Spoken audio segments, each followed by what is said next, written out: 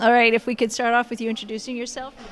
Hi, I'm Harold Godwin from Diverga Energy Corporation. All right, so tell us a bit about Diverga. So Diverga has a breakthrough technology. We recycle the energy from low temperature heat and convert it to electricity. That sounds pretty amazing. Tell us a little bit more about what is the potential for this kind of technology. Well, if you think about wind and solar, the problem with them is they only have about 20% capacity, so you can't have wind or solar at night. In our case, we have 24/7 capacity. The heat can come from a source, solar, man-made. We can store that source, very simple, in hot water and run it through our technology 24/7 to generate power. So give us an example of where someone might use this technology. So you look at data centers, for instance, an obvious source. They're paying once to put the electricity in. They're paying again to cool the data center. So what we do, we draw the energy out that the extra heat they're doing, and then from there give them back electricity. So they get a double saving, not as having to spend as much on cooling, and they get free electricity.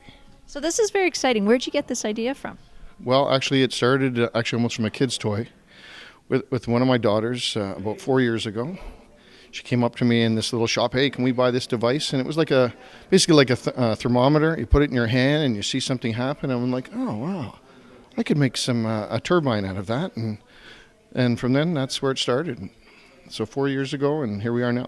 Okay, that's a big leap. Now tell us a little bit about your background and how you came to this place. Okay, so I'm a mechanical engineering graduate from University of Waterloo. So a bit of a homecoming. Here we are 25 years later after I graduated.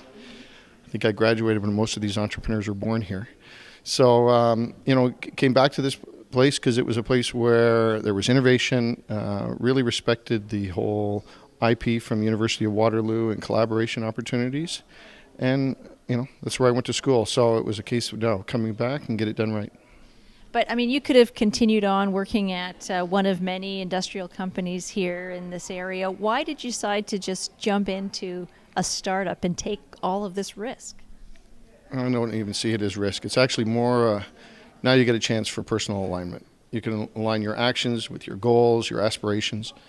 Not that that's not there in a corporate environment, but it's just not the same. So now you get a chance to walk the talk.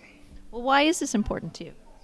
It's been there ever since I was young. Just an opportunity to make contribution, opportunity to change, something where you can really look at the end of the day. It's not how many hours you put in, it's how much further down the road you got the technology to move and make impact on the world and everything around us. Well, what's the kind of, I'm assuming there's some kind of legacy. You have kids. Why is this important? Yeah, I have 2 girls, and the planet's overheating. Let's do something about it. What's the hardest thing about, you've been doing this for about 4 years now. What's been the most challenging aspect of it? One of the most challenging aspects, I talk about alignment, with goals and aspirations. I think the challenging is the misalignment we all need a certain amount of funding and opportunities to get there, and sometimes those goals aren't aligned. You look at the goals of a funder, it's all about ROI. Our goals are about making an impact, and it takes some effort to get some alignment on the 2 of those. So how far along are you in terms of bringing this product to market? So we have a demonstratable technology now. We're going through beta site testing on the University of Waterloo here at the physics building.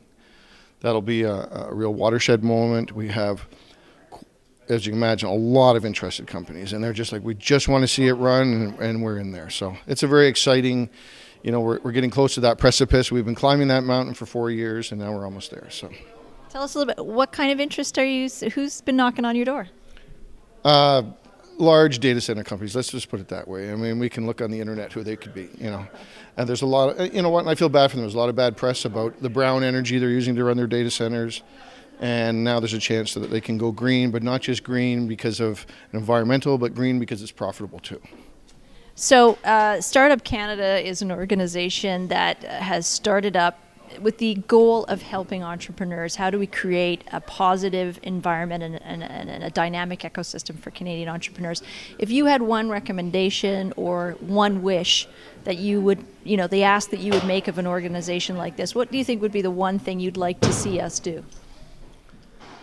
I think if we could educate more, but educate that entrepreneurship is not an individual task. It's a team effort.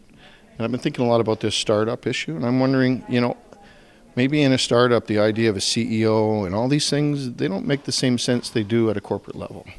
So maybe there needs to be a new business structure or some kind of thing that can help spawn it. Because if you think about, an individual, it's like he has to be that Superman. A lot of times they're coming straight out of school, they have a little bit of knowledge, and so much pressure to try and make all these things happen. The odds are almost against them.